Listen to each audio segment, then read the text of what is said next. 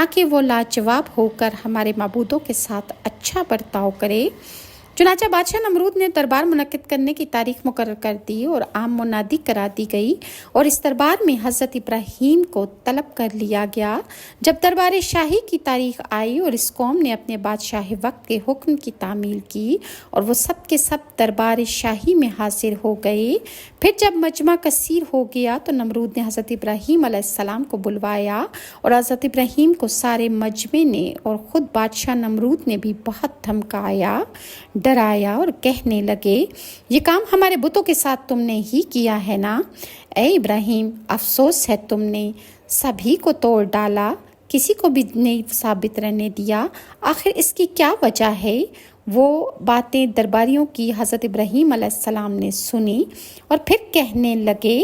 میں نے تو انہیں کو نہیں توڑا۔ یہ جواب حضرت ابراہیم کا جب سنا تو قریب سے ایک آواز آئی، میں گواہی دیتا ہوں اے ابراہیم، ایک دن تم نے کہا تھا کہ میں تمہارے بتوں کی فکر کروں گا، شاید تم ہی نے ہمارے معبودوں کو توڑ ڈالا ہے۔ پھر کافروں نے حضرت ابراہیم علیہ السلام سے پوچھا، سخت لہجے میں کہنے لگے، تم نے ہمارے بتوں کے ساتھ کیا سلوک کیا ہے، اور ہم لوگ زیادہ تر گمان بھی تم پر ہی کرتے ہیں۔ یہ لوگ برابر حضرت ابراہیم علیہ السلام کو الزام دے رہے تھے اور چاہتے تھے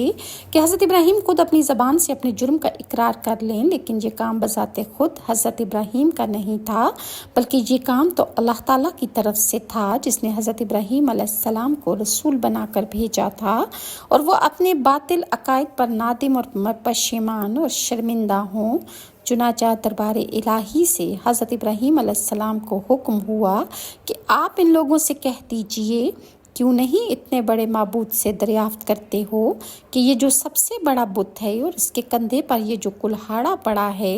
پوچھو اس بت سے، شاید اس بت نے ان سب کو توڑا ہو۔ اگر یہ بولتا ہے تو یہ تمہیں جواب ضرور دے گا۔ اس پر ساری قوم شرمندہ ہو گئی اور وہ کہنے لگے کہ اے ابراہیم، بت بھی کبھی بولتے ہیں، وہ نہ تو سنتے ہیں، نہ حرکت کرتے ہیں اور نہ دیکھتے ہیں۔ یہ مایوسی کا جواب جب حضرت ابراہیم نے اپنی قوم سے سنا تو آپ نے اپنی ساری قوم سے کہا، اے میری قوم، جو معبود بات نہیں کرتے، نہ دیکھتے، نہ سنتے ہیں، ان کو خدا کیوں کہتے ہو اور ان کی عبادت کیوں کرتے ہو؟